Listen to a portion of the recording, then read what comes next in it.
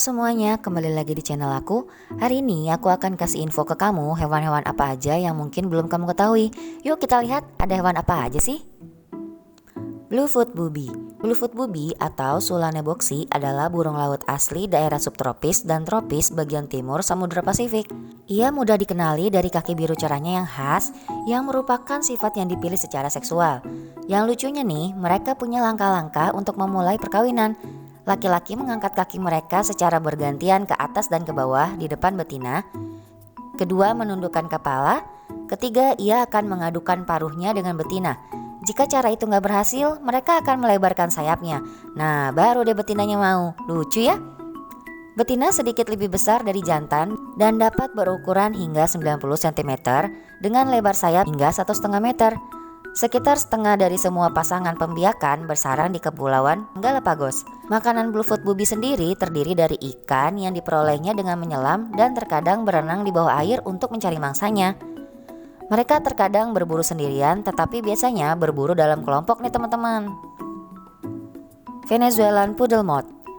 Poodle Moth ini pertama kali ditemukan oleh Dr. Arthur Anker asal Bishkek, Kirgistan. Ia menemukan Poodle Moth di wilayah Grand Sabana, Venezuela, lalu mengabadikan penemuannya itu lewat video dan sejumlah foto.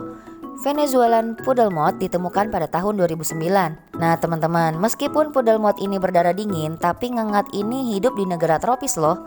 Bulunya ini tidak dapat menerima panas. Nama Poodle Moth sendiri diambil karena memiliki sayap seperti ngengat dan bulu seperti anjing poodle nih teman-teman.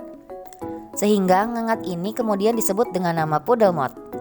Panjang ngengat ini sekitar 2,5 cm. Sampai saat ini satu-satunya contoh Poodle Moth yang diketahui hidup di Venezuela, Amerika Selatan, dan Taman Nasional Canaima. Wilayah ini memiliki tipe habitat yang beragam, termasuk hutan lembab dan dataran tinggi bebatuan yang dikenal sebagai tepuis. Tapi sayangnya, waktu Dr. Arthur kembali ke Venezuela, hewan ini udah gak dapat ditemuin lagi nih teman-teman. Orchid Mantis. Ada banyak hewan unik yang mempunyai kemampuan kamuflase tingkat tinggi.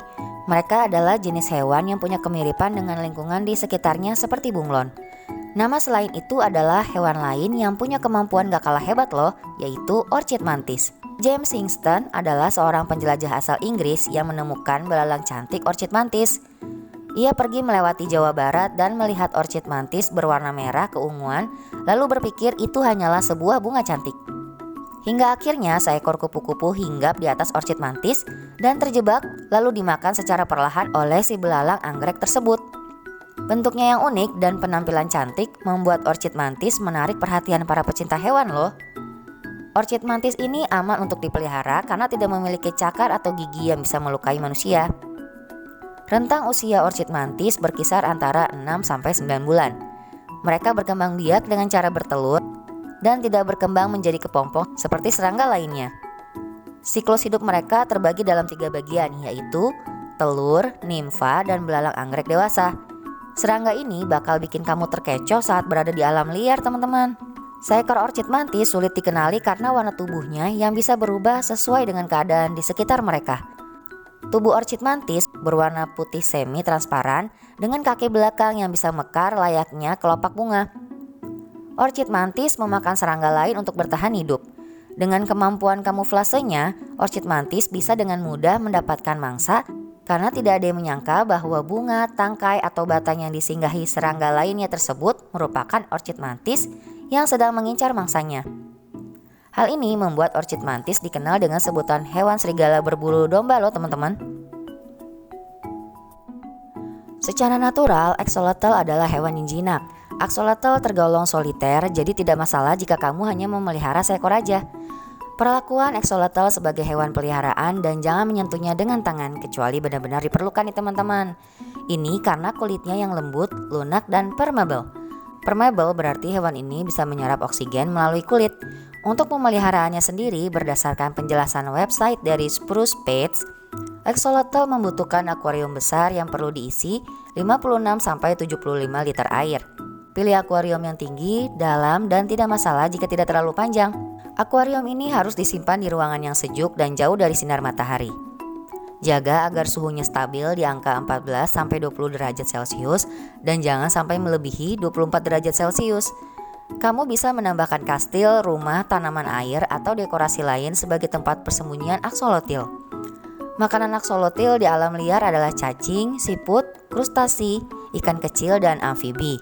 Kamu bisa memberi potongan kecil daging atau hati, cacing tanah, cacing darah, udang air asin, dan pelet.